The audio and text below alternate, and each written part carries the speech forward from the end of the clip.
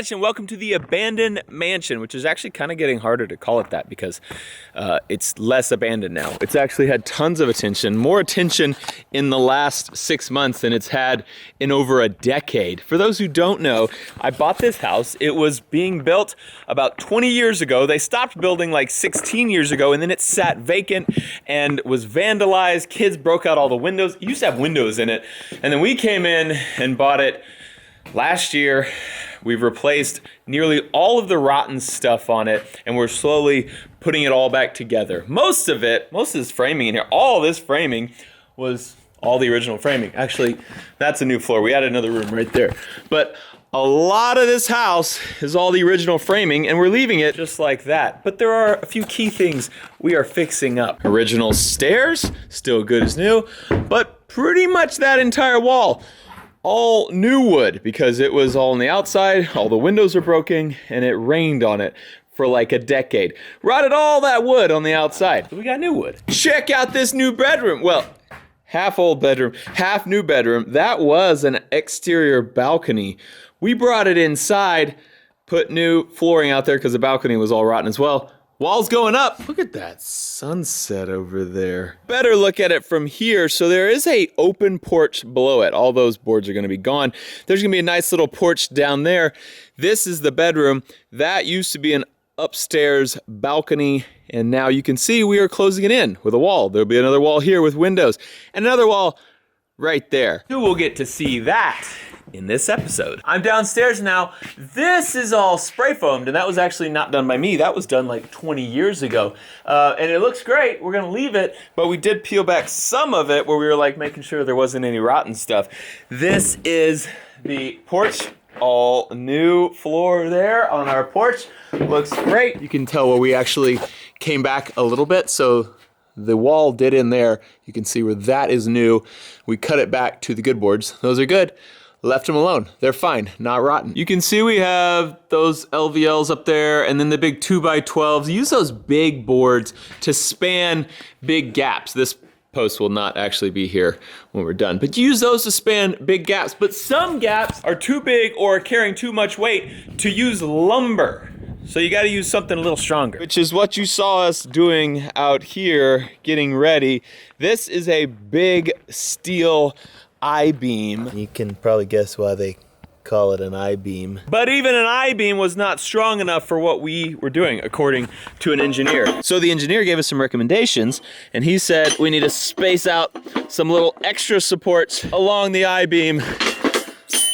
Not like that. Like this, on both sides and not that close together, to give this I-beam extra structural support to hold up the stuff we want to hold up. And this big old square also is going to be part of that. But we're gonna do that tomorrow because, as you can tell, the day is nearly gone here. So I'll see you guys back tomorrow, but I hate to let the golden hour go to waste like this. So I'm gonna let you guys enjoy it with some nice, beautiful shots. See you then!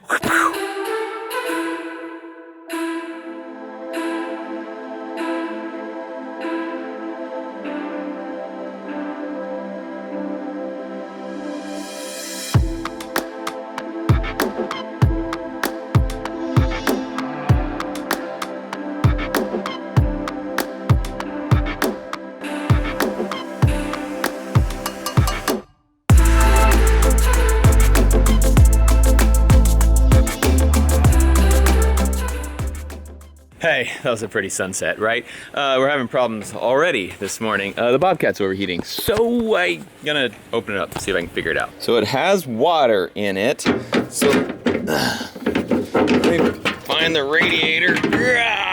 That's the hydraulic fluid cooler, I think. And I think the radiator is under that. Why am I doing this with one hand? Yeah, it looks dirty. Let me get this out of the way. So this is the hydraulic fluid cooler. You see how you can see light through here? That's what radiators should look like too. You can tell through that, no light is gonna make it through that. There's probably some parts where you would be able to see, but it's got a lot of just silt built up in it. So that obviously means if there's no light they can go through, no air can go through. Gosh, it's got sticks. Those are like cedar branches. It's just sucked up in there. So I'm gonna try to flush it Just get a hose and wash it all out. Hey Link, have you been having fun with the slingshot lately? What have you done with the slingshot? He found a slingshot in my stuff and he asked me to play with it, and I was like, you're probably too young, but I guess you can. Have you broken anything with it? Maybe 2 windows? Not 2. Yeah, you broke that one on the barn too. He broke 1 window without knowing it. Like, I was like, did you break these? Like, I don't think so. And he wasn't lying. I think he just accidentally broke a window, never even noticed. But it definitely had a little hole and was all cracked. So after he broke the barn one, I told him, hey, no more shooting by the house, okay? You're gonna break another window. And he was like, got it. And then what'd you do yesterday? Did you shoot the slingshot in your room? Yeah, he did. Lincoln had a punching bag in his room right in front of a window, and him and his buddy yesterday were like, let's try to hit the punching bag with the slingshot in his room. And he's 5. So of course the little BB missed the punching bag and went. I hit it. Oh, Gus missed. You hit it. So you're a good shot at the slingshot. Gus, your friend who never shot a slingshot before, shot it and just broke 3 foot by 4 foot window. But Lincoln was like, well, it only broke 1 side. There were actually 2 sides, Dad, so it's good. He's cute though. Anyway, needless to say, the slingshots have been thrown in the trash. Oh yeah, get all nice and clean. Got it all clean. You can see a bunch of dirt washed out. But yeah, it's looking good. Got most of the dirt out. And all this water down here, I was like, where's that flowing to? And I was like, oh, it's going in like that drain tube right there. Cool, see when it fills up down here, just go straight in that drain tube. And then I was like, wait a minute, where's that drain tube go? The drain tube goes right down here into, oh, the air filter, cool. But it just comes out right here. So it just has been dumping muddy water straight into our air filter. So I'll make sure to dry that out before we actually start this bad boy up. But I think it won't overheat now. Let's go back to the mansion. Bobcat unloaded. Gonna leave it a little bit of time to dry out that filter before we drive it to see if it overheats. I think we fixed it. I think. We have a crew here today. You can hear people working already. We have guys working on the upstairs balcony. We got guys who are gonna be working on the metal, which is what I'm gonna be doing today too.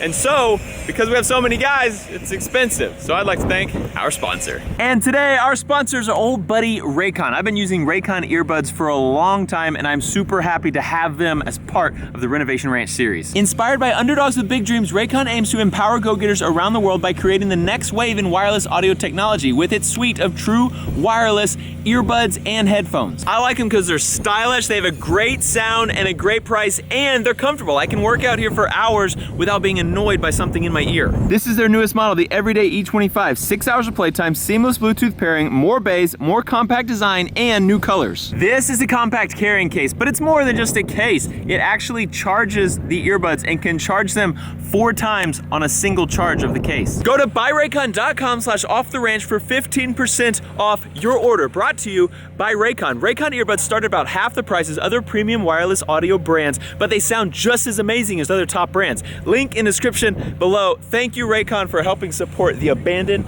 mansion.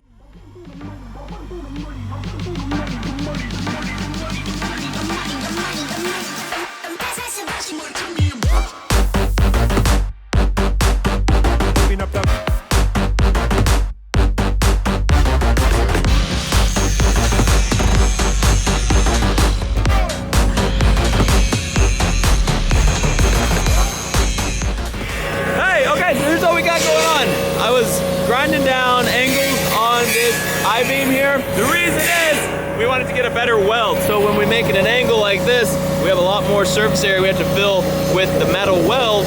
So it should make it a much stronger bond. I haven't showed you where this I-beam's going yet, but you'll see it very soon. All this stuff's gonna start coming together. We've just been cutting all morning, getting all the pieces ready. We're about ready to start welding.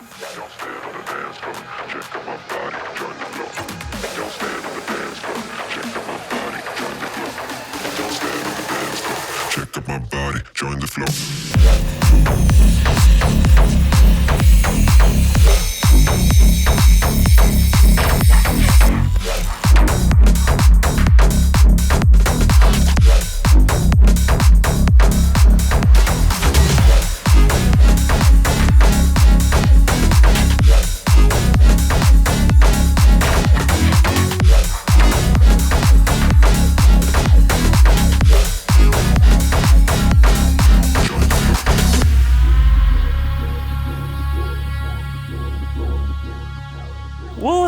there.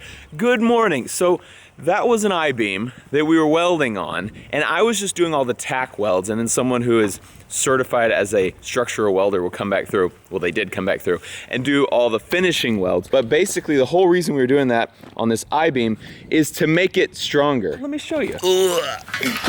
Here's a flat piece of metal. Ugh. See how it bends, right? It bends in that direction. But it won't bend in this direction. I mean, it will, but not very much in this direction.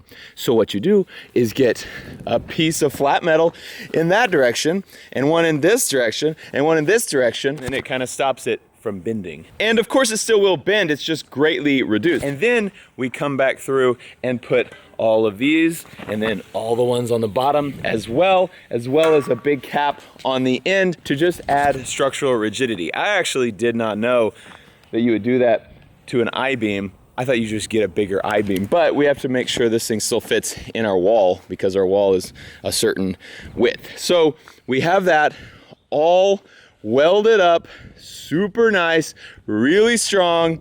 We have holes knocked in the end of this thing so it will bolt. We have big plates here so that it has extra surface area. And we're actually, I think, gonna do one more thing to make this thing a little bit stronger even more. We have our post cut, and you're like, Matt, what are you doing with this giant I-beam? Well, we actually kind of decided on this late in the game. We decided that it would be real cool to have a giant I-beam across the whole back here. You'll notice that's new wood, new. Yeah, we did that, and then we're like, you know what would be cooler? Ripping all of the stuff we just did out to put a big I-beam in there, because we need something that will support weight from here to here, and wood would not cut it all the way across. This thing gonna be gone, and lots of weight. That's 2 stories, got a roof up there, lots of weight on it.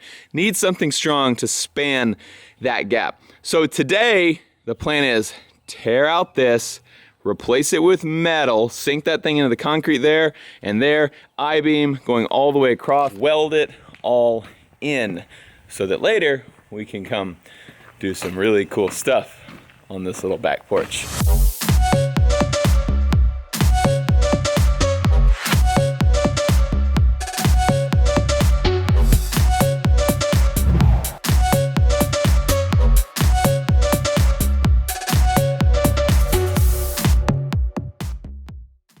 We just carried that I-beam inside. It was super heavy, but your boy is super strong, so you don't have to worry about me. We have these masks, and we're gonna be giving them away at the bunker. We ordered a bunch of them just to kind of help out with the shortage. So they're just t-shirts that are cut to fit over your ears. So they're not like surgical masks, obviously, but they're good if you're gonna go to the grocery store. And we're giving them away, one with every single order that you place at the bunker. I think we're selling them too for like cost. Like we're selling them for really cheap. We don't wanna make any money off it. We wanna help out. So there's a free mask with every single order while supplies last at the bunker. All right, we're gonna start setting posts, getting it all up, and then putting that I-beam up. Okay, these are all temporary supports here, so we have the wall ready for us to install this giant beam in. Now the problem is we gotta get the beam outside and around and then put it up. We have a lot of guys here to help lift it, but we have no special tools. We're literally just gonna lift it up. I picked it up about this high and carried it, very heavy. And we're gonna have to pick it up about 8.5 feet high. Should be interesting.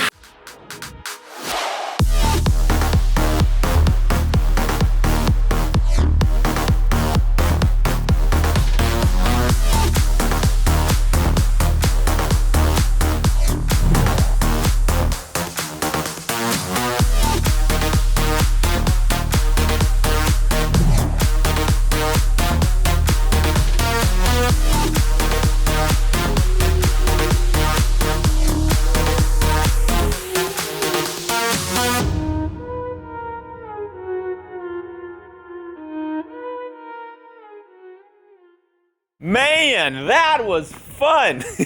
Okay, we have it up. It is temporarily supported just on wood. It will later be supported on these things. We just didn't have time today to get them in. So we have it on some boards. It is plenty secure for now. It's not gonna fall down before we can get those up there. So that is our big I-beam, our big piece of metal. And what's hard to visualize right now is none of these boards are going to be here. There's going to be one post here, a metal post here, one metal post there, and all of these boards will be gone. That will be totally all open. And the reason being, you guys may not know this, but my mansion actually possesses the best view in all of Texas. And we thought what better way to show off that view and to enjoy that view than to have from here and here be totally unobstructed. A giant, beautiful, unobstructed view. So we've ordered a 20-foot long giant piece of glass. I'm just kidding, that would be crazy. No, it's actually gonna have a huge door that will open all the way up. We've actually showed you a smaller version of that on this channel before. We went to the build show. It's gonna be a door that will span that whole way and open all the way up so that not only it's gonna be glass and we'll be able to see all out it, but when we wanna have a really big open view, we can open the door up, have all that fresh air coming in, and see all of that awesomeness off our back porch here. Speaking of awesomeness, let me show you the upstairs. Bedroom number 1. Bum, ba-da-bum, bum, bum, bum. Check that out. Half new room, half old. This will obviously be gone. They got most of the framing done up on the ceiling here. Still need to work on the roof line a little bit, but you can see the peak, the pitch that it's gonna have. Let me warp out to that roof right there. Whoa! Awesome, check that out. So, and it's going to extend out this way a little further, kind of like that, where there's gonna be a hangover, so it's not gonna be flat right there. This will extend out, bump out, and then there's gonna be open porch down below. Great, let me jump back in there. Oh! So much easier than actually crawling through the window. That is it for today, guys. That's where we are ending our abandoned mansion video. And we actually, it won't be as long as it was since the previous one, because we actually have something happening very soon to all of that down there. Real soon, we have one of the secrets sort of being revealed. I think I'm gonna have to tell you the secret in the next episode because it's gonna be very hard to hide what is happening when what happens starts happening. Very soon, secret of all this stuff being revealed to you. Thank you guys so much for watching today's episode. Please go check out our sponsors because I want them to keep coming back because it makes it to where we can get 8 guys out here and it would be really hard for me and Meredith to put that I-beam up by ourselves. So we appreciate Raycon for sponsoring this episode. We appreciate you guys for supporting Raycon so they can support us. Thanks for being here at the Abandoned Mansion Project. I love you, and I'll see you next time.